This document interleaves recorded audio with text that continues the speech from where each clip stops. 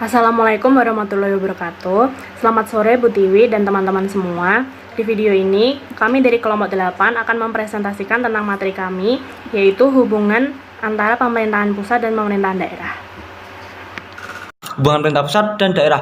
Hubungan antara pemerintah pusat dan daerah merupakan instrumen atau jalan untuk mencapai tujuan negara dan menjaga keutuhan negara kesatuan Republik Indonesia, serta mampu mensejahterakan kehidupan masyarakat.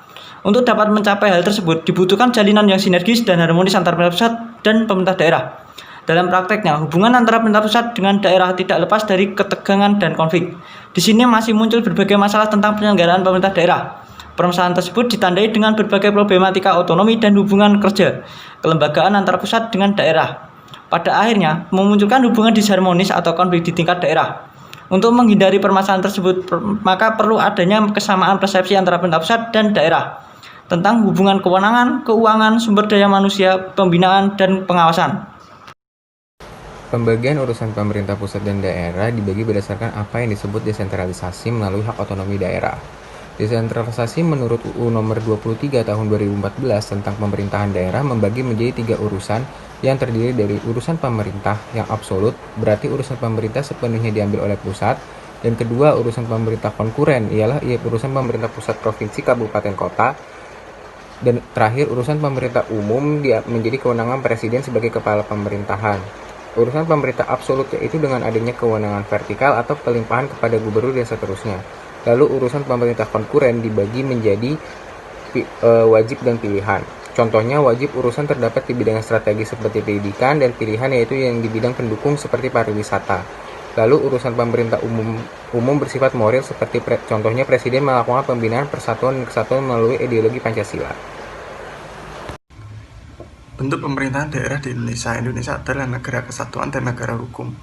Ketentuan konstitusional ini memberikan pesan bahwa negara ini dibangun dalam bentuk kesatuan, bukan negara federasi. Segala organ pemerintahan mulai dari pusat sampai daerah berada di bawah kendali pemerintah pusat. Keberadaan pemerintah daerah hanya sebagai subdivisi pemerintahan nasional. Pemda yang merupakan subsistem dari sistem penyelenggaraan pemerintah nasional yang memiliki kewenangan untuk mengatur dan mengurus rumah tangganya sendiri. Kewenangan ini mengandung 3 hal utama di dalamnya, yaitu pertama memberikan tugas dan wewenang untuk menyelesaikan suatu kewenangan yang sudah diserahkan kepada pemerintah daerah. Yang kedua, memberikan kepercayaan dan wewenang untuk mengambil inisiatif dan menetapkan segala cara-cara penyelesaian tugas tersebut. Dan ketiga, dalam upaya memikirkan, mengambil inisiatif dan mengambil keputusan tersebut mengikut sertakan masyarakat baik secara langsung maupun DPRD. Sesuai kehendak dari Pasal 18 UUD 1945, pemerintahan daerah dimulai dari kebijakan desentralisasi. Menurut UU nomor 23 tahun 2014 tentang pemerintahan daerah, desentralisasi adalah penyerahan urusan pemerintah oleh pemerintah pusat kepada daerah otonom berdasar pada asas otonomi. Sehingga pemerintah daerah memiliki kewenangan dan tanggung jawab untuk mengatur daerahnya sendiri.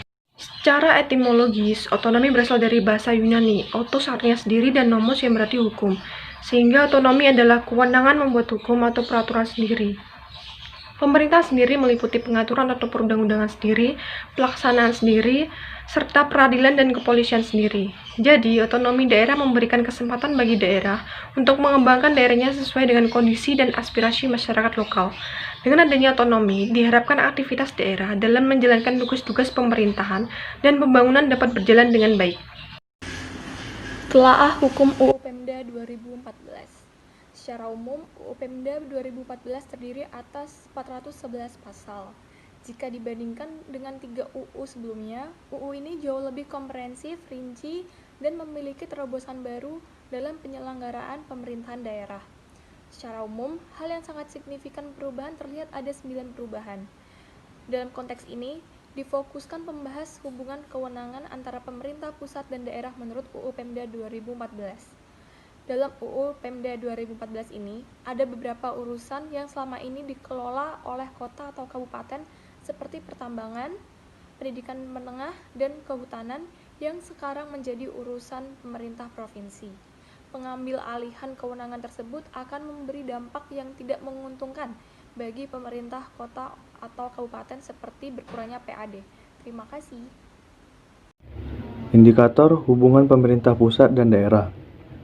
Hubungan pemerintah pusat dan daerah dalam penyelenggaraan otonomi daerah mencakup hubungan dalam bidang kewenangan, keuangan, pembinaan, dan pengawasan.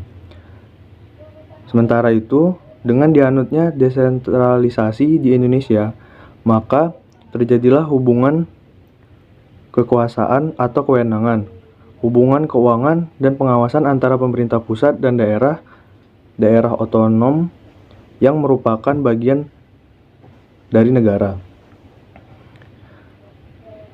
Berdasarkan penjelasan tadi, dalam studi ini menetapkan ada beberapa indikator yang melihat hubungan antara pemerintah pusat dan pemerintah daerah di Indonesia, yakni 1. Hubungan kewenangan, hubungan keuangan, hubungan sumber daya manusia, hubungan pengawasan, dan pembinaan.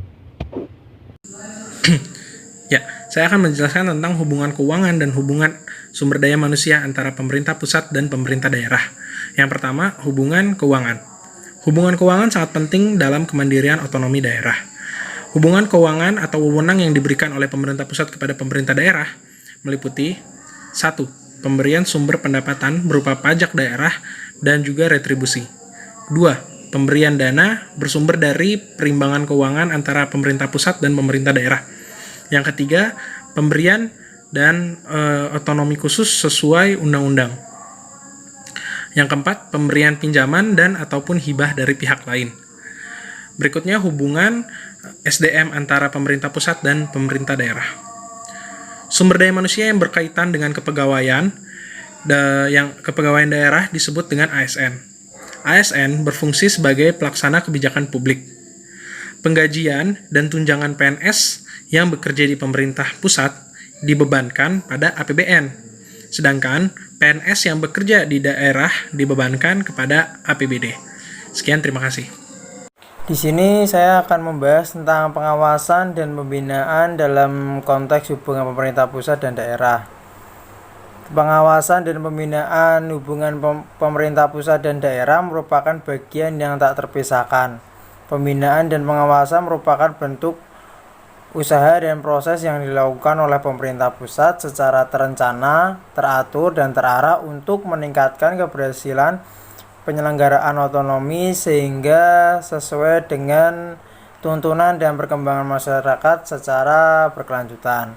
Kaidah yang digunakan dalam pembinaan dan pengawasan oleh pemerintah pusat terhadap penyelenggaraan urusan pemerintahan oleh daerah dilaksanakan secara bertingkat, dimulai dari menteri untuk provinsi dan gubernur sebagai wakil pemerintah pusat, membina dan mengawasi daerah kabupaten atau kota secara nasional. Pembinaan dan pengawasan dikoordinasikan oleh menteri.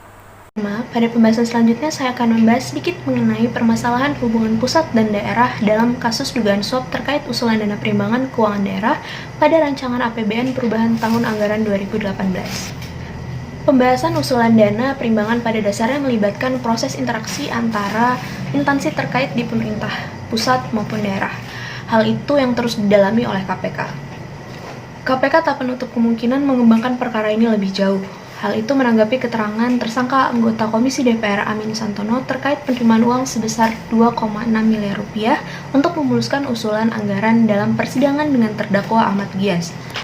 Dalam kasus ini, KPK menetapkan anggota DPR Komisi Amin Santono dan pejabat nonaktif Kemenku Yaya Purnomo sebagai tersangka terkait dengan penerimaan hadiah atau janji usulan dana perimbangan keuangan daerah pada RAPBN perubahan tahun anggaran 2018.